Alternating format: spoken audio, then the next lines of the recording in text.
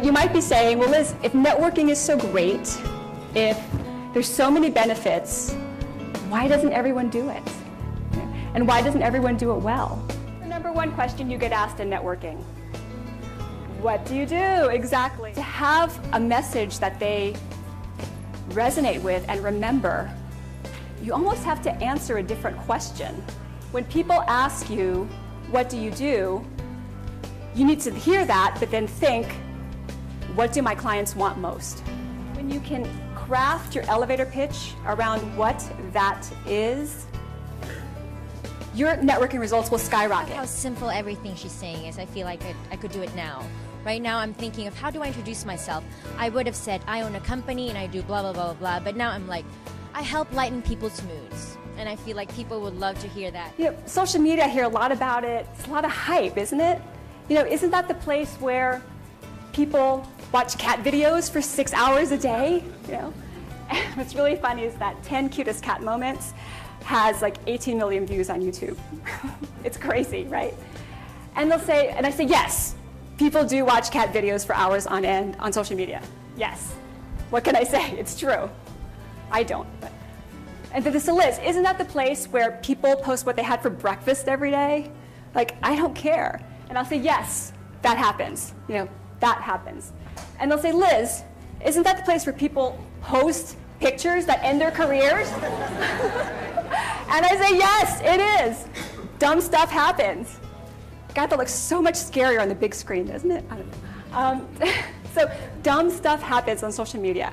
But just because there's lots of silliness and stupid stuff doesn't mean there aren't really smart things going on there as well. It's how to integrate social media with face-to-face.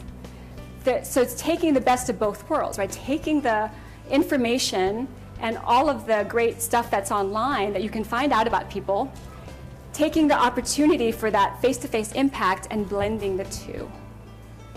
So here's some strategies that you can use. Well, you're already here, so you can't use all of these, but you could definitely use the third one, but let me go through all of them.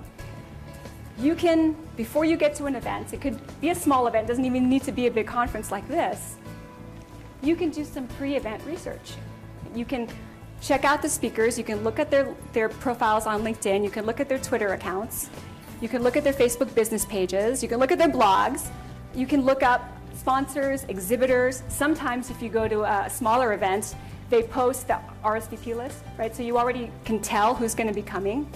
So instead of just getting there and meeting whoever you happen to meet, you can actually do some homework to really say, okay, well, these are the 3 people I think I really need to meet at that conference. And then whoever else you meet is just gravy, which is great. But I came here for how-to information. And rather than just talk about the general things, Liz really gave some how-to information. It was a very strategic way.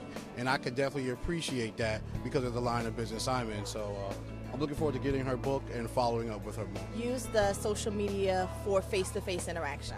And I say that because she explained how to come prepared, you know, research before you come, so you know who's already attending, you know something about the speaker, but that way you already, when you come in, at least know who you want to meet, who you want to talk to. That's it.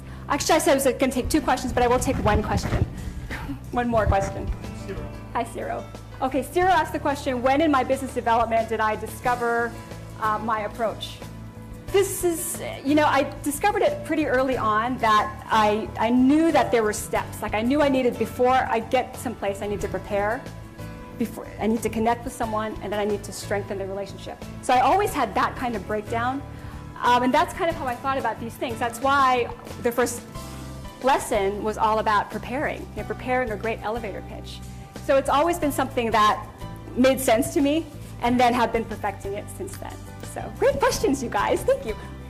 I'll be up here to answer more questions. I'm so grateful you were here today. Thank you so much for your time. Go forth and network. Thank you, everybody.